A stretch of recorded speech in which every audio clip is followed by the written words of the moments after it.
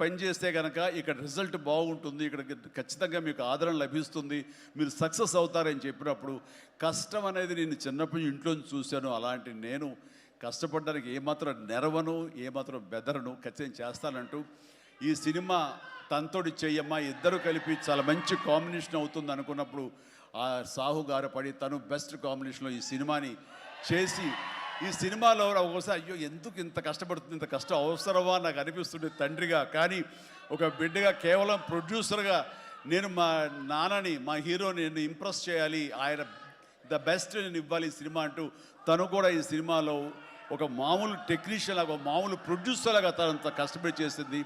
నేను ఒకటే సంతోషిస్తాను, తనకు అన్ని విధాలుగా అన్ని కంఫర్ట్స్ ఉన్నాయి, అన్ని రకాలుగాను తను ఈ సినిమాలు చేయాల్సిన అవసరం లేదు.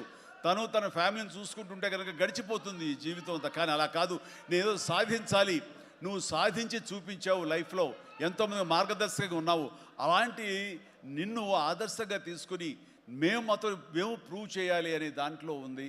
అండ్ అలా చేస్తూ ఈ రోజున ఈ సినిమా డెఫినెట్లీ హిట్ అవుతుంది. ఇలాంటి గర్వకారణమైన సినిమాని తండ్రిగా నాకు గిఫ్ట్ ఇచ్చినట్టుగా తను భావిస్తుంది, ఆ సంతోషం తను పొందుతున్నానని తెలుసు.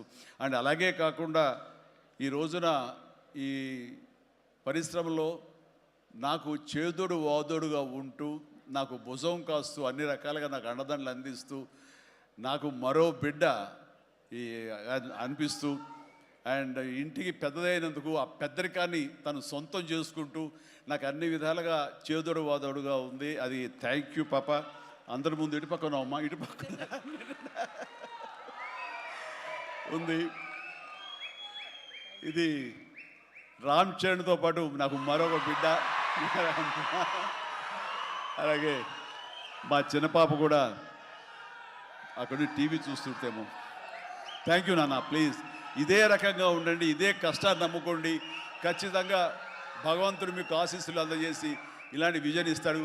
అండ్ మేము ఎంత ఇచ్చామన్నది కాదు పాప, మీరు ఎంత సాధించుకున్నారు అనేది నాకు మరింత గర్వంగా అనిపిస్తుంది.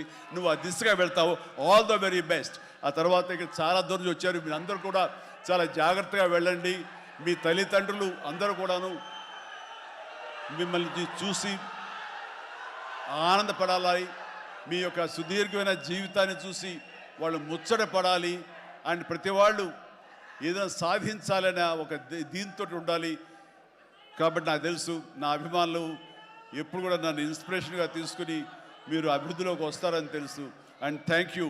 ఇదే అభిమానం, ప్రేమ మీరు నా మీద ఎప్పుడు చూపించాలి. Thank you so much.